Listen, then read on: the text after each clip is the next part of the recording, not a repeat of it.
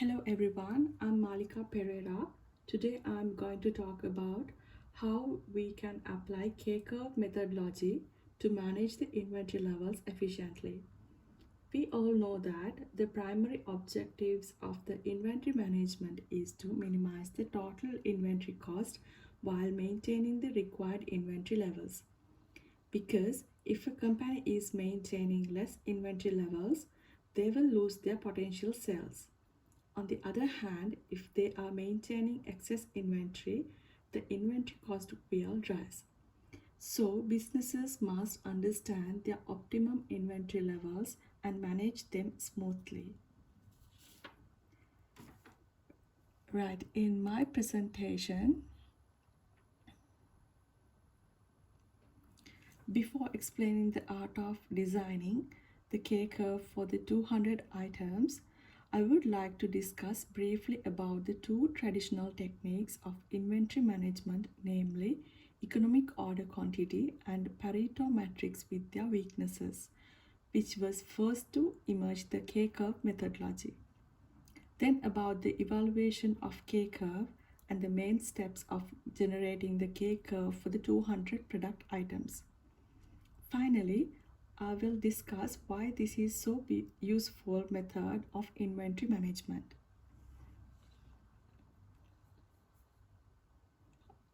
We'll move to the slide 3.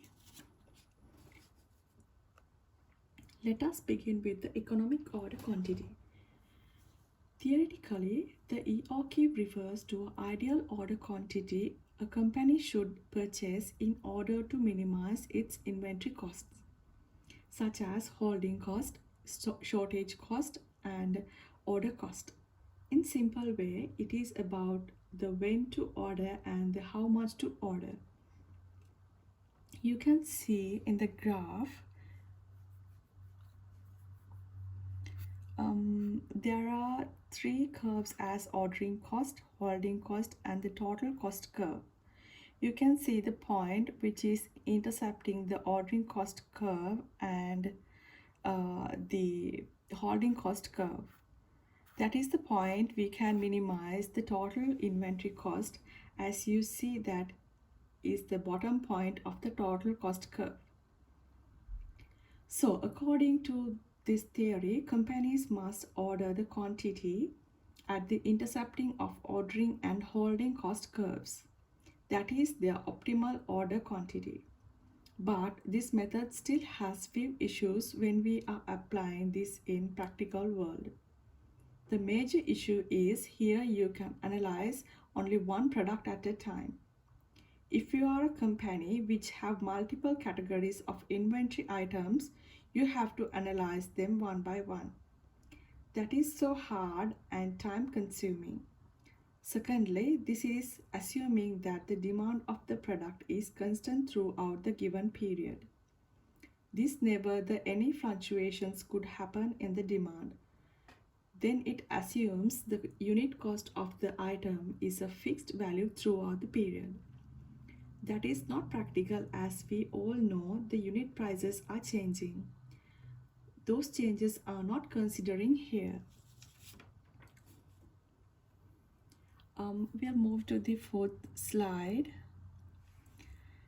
Talking about the Pareto model, we can describe that as another technique companies use to do some analysis in order to get several business decisions.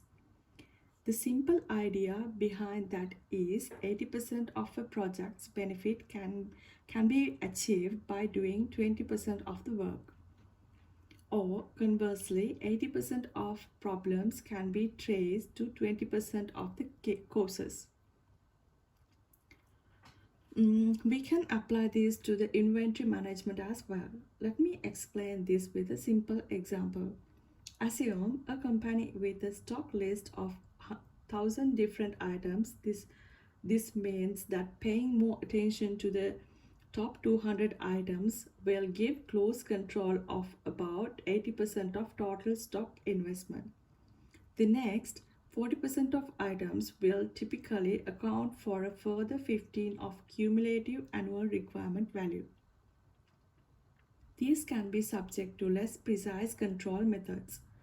The last 40% of item then account for a mere 5% of ARV and can be controlled with a simple system.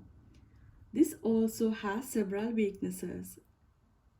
I feel the accuracy level of this analysis is less because according to this method, the whole inventory items categorized into just three parts.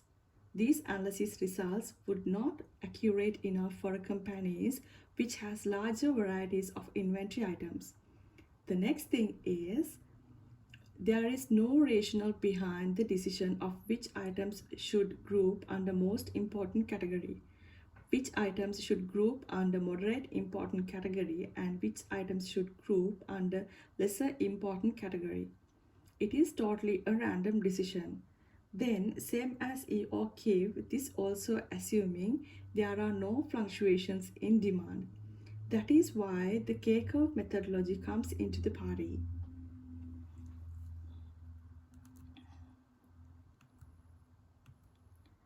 Right, now we are reaching to the main topic of the discussion.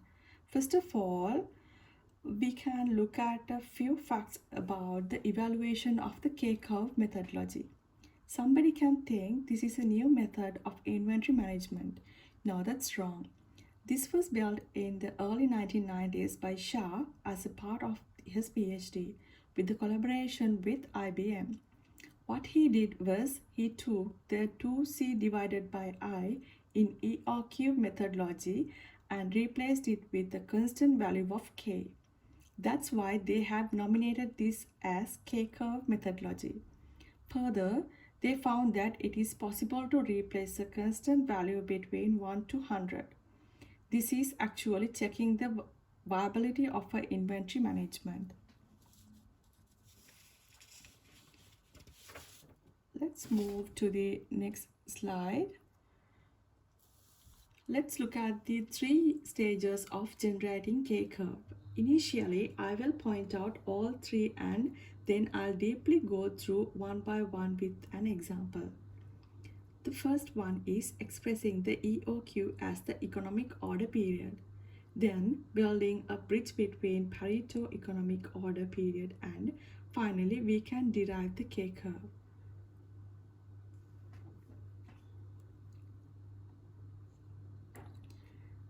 Moving further, you can see here the formula of calculating the EOQ.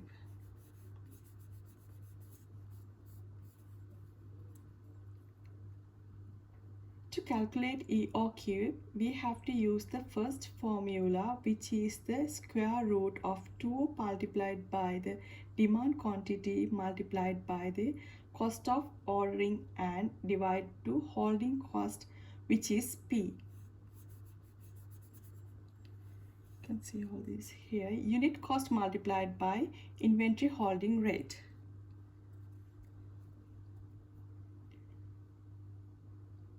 And as I told earlier, in here we replace the 2C divided by I, which was in the EOQ, with K.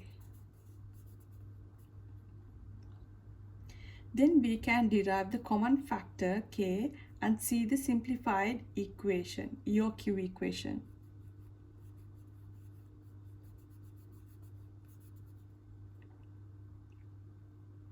The next step is to convert EOQ to EOP.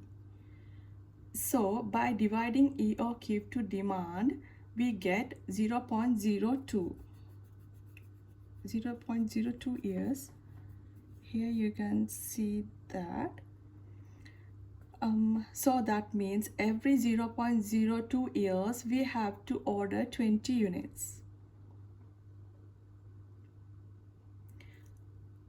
Now I will show you this in the Excel sheet.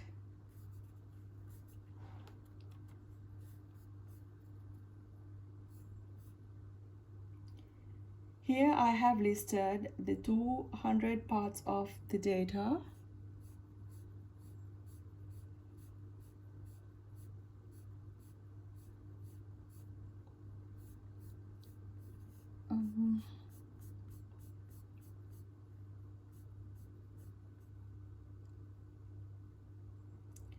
With annual usage and cost per part, and by multiplying them we can get the annual spend value. You can see it here.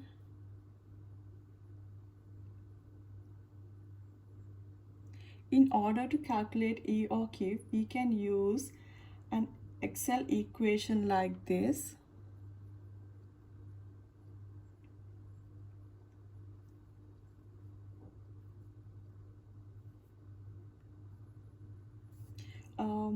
We can easily calculate the rest.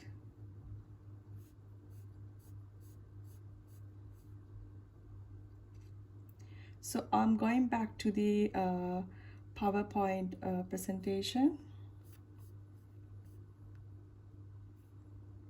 Then to get the economic order period in years, we can divide the EOQ by the demand quantity. Then we should convert this to days. For that, we can multiply the yearly value from the number of working days of the year. I'm going back to the Excel sheet again.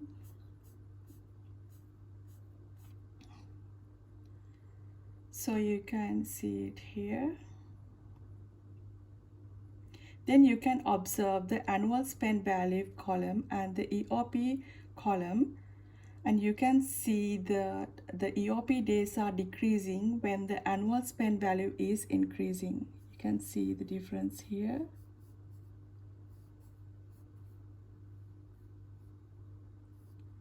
I'm going back to the presentation.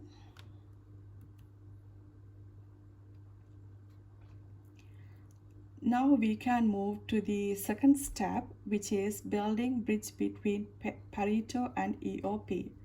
Let's think about how we can build the bridge between these two. As I explained earlier, in Pareto, there are only three categories. I have to go to the Excel sheet.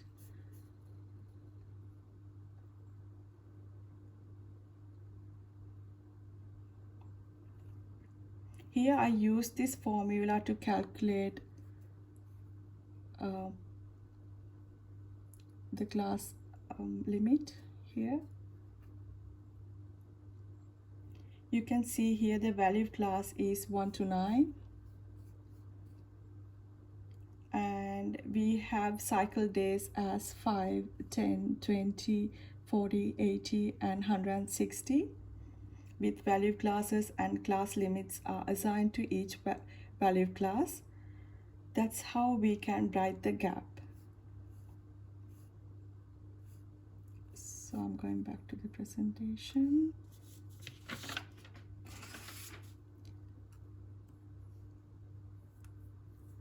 To plot the K curve, we should calculate the average inventory and the number of orders for different K values. I'm going to the Excel sheet again. Yeah.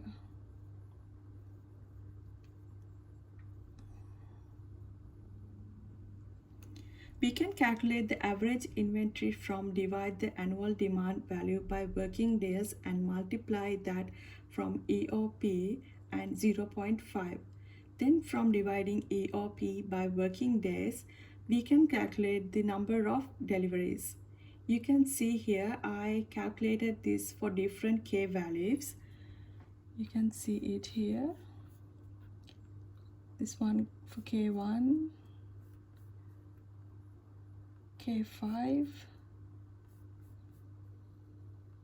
K10, K20, K40, K50, K80, K100.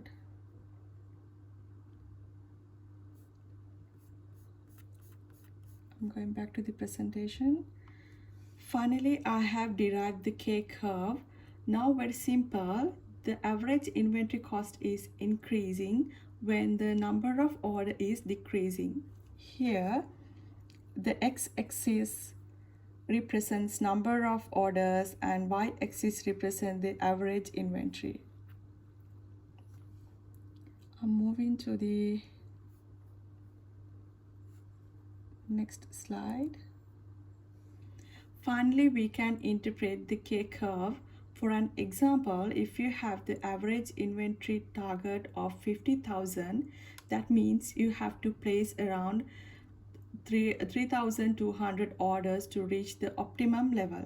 On such occasions, if you have storing facility to store only 3,000 orders, then you can get a decision to increase the storing capacity.